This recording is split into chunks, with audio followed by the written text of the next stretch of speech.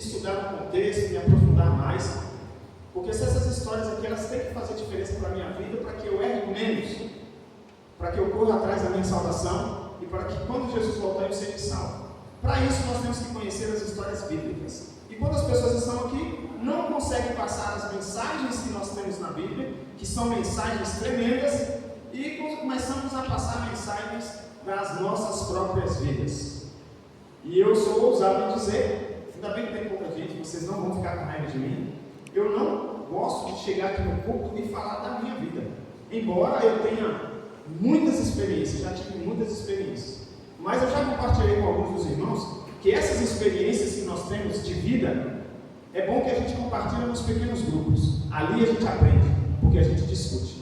Ontem eu frisei uma mensagem que o irmão Afonso passou, que ele havia oferecido um estudo bíblico, acho que foi isso, né, irmão? Ofereceu um estudo bíblico, e a pessoa ficou de dar a resposta para ele, e ele saiu e voltou um tempo depois, não sei quanto tempo,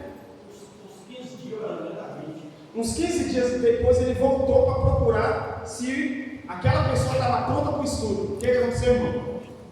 Chegou lá, vou saber que eu tinha morrido. E tinha deixado o recado para ele que tinha morrido. Está vendo? A pessoa deixou o recado para Afonso que a salvação dele não tinha mais jeito. Mas deixou o recado, porque ele morreu. E Afonso não pôde nem dar os estudos, né? Deixou no livro, né?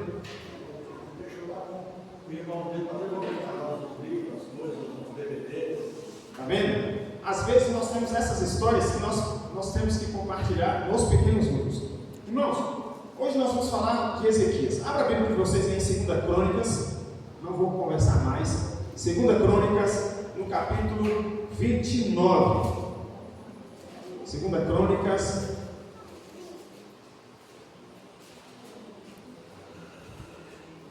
Crônicas, capítulo 29.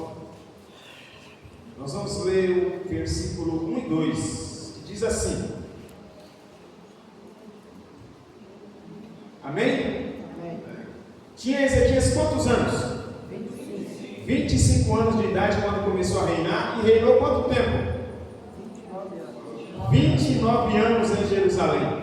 Sua mãe se chamava Abia e era filha de Zacarias. Fez ele o que era reto perante o Senhor, segundo tudo quanto fizera Davi, seu pai. Vou parar por aqui, irmãos. Olha só, quando eu não vou falar de Manassés, mas eu vou voltar um pouquinho lá atrás. É como se um completasse o outro, um bom, um ruim, um bom, um ruim. Manassés foi um rei mau, né? Foi um rei ruim. Ezequias fez o quê? Um rei bom. Mas o pai de Ezequias, quem era o pai de Ezequias? Quase que eu falava. Eu tenho que tirar para Fabiano, né? Quem que era o pai de Ezequias? Davi. Acás. Acás era o pai de Ezequias. Acás já era um rei mau, nós vamos falar um pouquinho. Olha só, para você entender o que está acontecendo aqui, eu estou falando de um rei que acabou de assumir o reino do sul. Ele era o rei de Judá. Vocês lembram das divisões do reino? Reino do norte, com 10 tribos. Reino do sul, com 2 tribos. Ele era o quê? Rei do sul. Mas a vida de Ezequias era um milagre. Deus tinha um carinho especial por Jerusalém e por Judá. Porque que Satanás, ele queria que os judeus voltasse para Jerusalém. Por que haveria conflitos? Lembram também que eu falei um pouquinho sobre a descendência de Jesus, de que linhagem que Jesus veio? Eu preguei recente, não tem tanto tempo. De que linhagem que Jesus veio? De Judá.